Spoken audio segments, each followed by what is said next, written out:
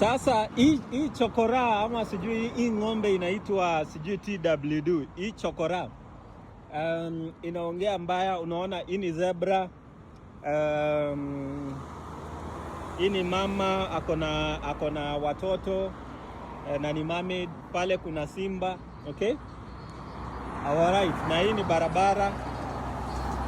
So mimi nauliza tu swali. Umesema picha tunapiga kwa Kayad, si ndio? Gari haina number plate, ndio hii Kayad iko hapa Kayad ya kwenu inakaa hivi Umesema gari inapigiwa picha kwa Kayad, so Kayad inakaa hivi Wewe maskini wewe, Kayad yenu inakaa hivi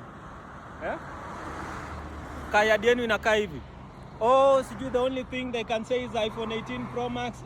Hata bado haijatoka connections. Ile poverty yenye uko nayo hata huwezi jua unaweza pata kitu before itoke. Sisi ndio tunafanya test ndio uletewe hiyo simu yenye unatumia. Sasa angalia, just look at my new shoes. My new shoes worth $1,000. Mnyama ndio hii yenye inawauma ya Yard.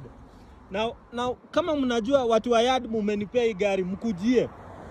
Hii chokora inaitwa Truth Watchdog, iache kunipigia kelele. Mkujie hii gari, watu wa Yard, nikose gari ndio Truth Watchdog anitukane. Lakini mtu mwenye ni maskini na hana kitu yoyote, hakuna kitu anaweza niambia, kwa sababu asiponiongelelea vibaya hawezi kula. Sasa yeye amewaambia ati broker wanaibia pesa. Sijui broker anafanya ni jamaa pia. Eneo Waluya nao pia. Huyu ni Mluya wa wapi?